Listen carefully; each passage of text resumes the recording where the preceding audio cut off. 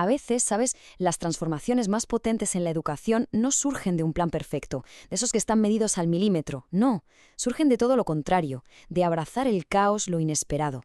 Y esta es una de esas historias, una que va de cómo el desorden de un aula puede acabar siendo el mejor lienzo para la creatividad. Para meternos de lleno en esta idea, hay una metáfora que es simplemente perfecta, la del poeta Constantino Cavafis. Él nos viene a decir que en cualquier viaje importante, y el aprendizaje lo es, la meta no es lo único que cuenta, que va. Lo que de verdad importa es el camino, las aventuras, los líos en los que te metes, todo lo que descubres mientras avanzas. Y aquí entra la palabra clave de todo esto, la peripecia. Viene de la poética de Aristóteles, nada menos. Pero ojo, no es solo un giro de guión en una tragedia griega. En esta historia es casi una filosofía de vida, una forma de enseñar. Es una donde los problemas, los cambios de planes de última hora, no se ven como un fastidio, sino como la oportunidad perfecta para que ocurra algo genial. Entonces, ¿qué pasa cuando una profesora entra en clase con todo súper planificado y se da de bruces con la realidad, con el caos de sus estudiantes? Pues que justo ahí es donde empieza la magia de verdad. La profe de nuestra historia, Beatriz Peñaloza, se dio cuenta de algo fundamental, que sus planes importaban bastante menos que lo que sus alumnos necesitaban y sentían en ese momento. Así que entendió que tenía que hacer algo muy simple y muy complicado a la vez: escuchar, adaptarse y, sobre todo, estar dispuesta a improvisar.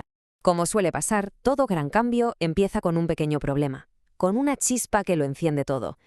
Y en este caso, el problema no era pequeño, era de hecho muy, pero que muy visible. Pues esa era la escena.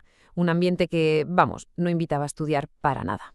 Y cuando la profe les preguntó a los chavales qué querían hacer, la respuesta la dejó a cuadros. No tenía nada que ver con la literatura. Querían hacer maquetas. Y aquí, justo aquí, está la genialidad. En lugar de decir, no, eso no está en el programa, usó esa idea como gasolina. De ahí nació la estrategia del salón maqueta. El proceso era brillante de lo simple que era. Primero leían un cuento. Después tenían que buscar en el texto elementos para decorar. Luego traían esos objetos a clase. Y finalmente, entre todos, convertían el aula en el mundo de ese cuento. No era construir por construir, era la excusa perfecta para leer a fondo, para analizar un texto y para, literalmente, traerlo a la vida. Pero claro, ese primer éxito no fue el final de nada, fue solo el principio. La transformación de ese espacio físico desató una especie de efecto dominó, una reacción en cadena que dio un poder a los estudiantes que nadie, absolutamente nadie, se esperaba. Todo arrancó ahí, con esa idea de decorar la clase para sentirse dentro de una historia. Los estudiantes de repente vieron que el aula podía ser un sitio acogedor, un sitio suyo. Tan inspirados estaban que fueron ellos mismos los que propusieron ir más allá. ¿Y si transformamos el aula para siempre? Querían un sitio fijo para poder expresarse, un espacio para su arte. Y la energía se desbordó. Lo que había empezado en 4 paredes se convirtió en arte en movimiento, un proyecto y un movimiento cultural reconocido en todo el instituto. Y el epicentro de toda esa movida fue un lugar único, el aula galería.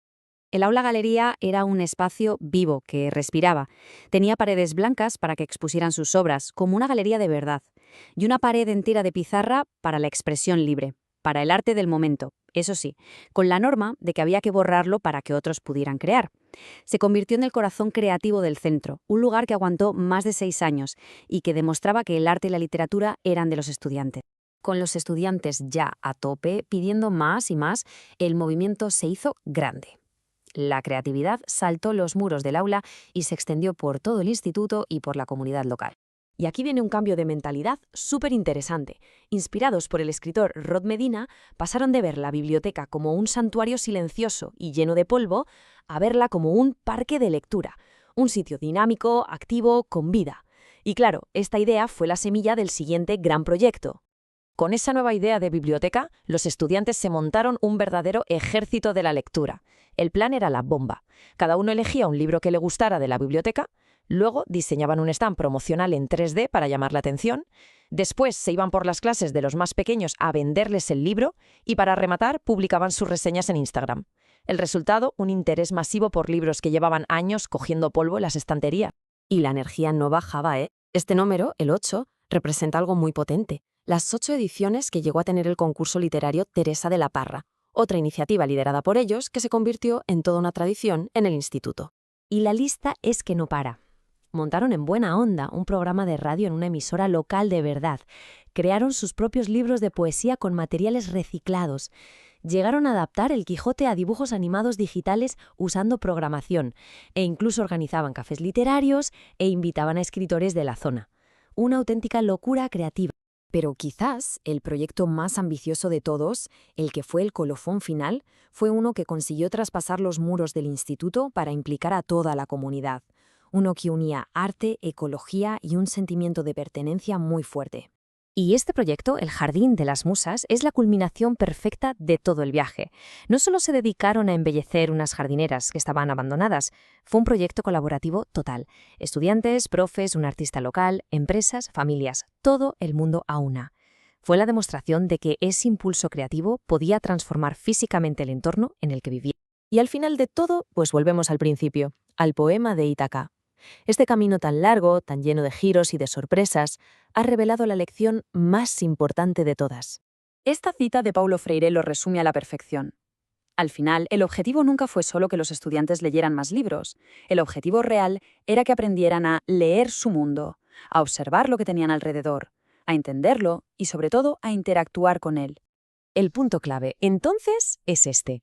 Cuando se da a los estudiantes la oportunidad de actuar sobre su realidad, ya sea pintando una pared o recuperando un jardín, se les da la capacidad de verse como agentes de cambio.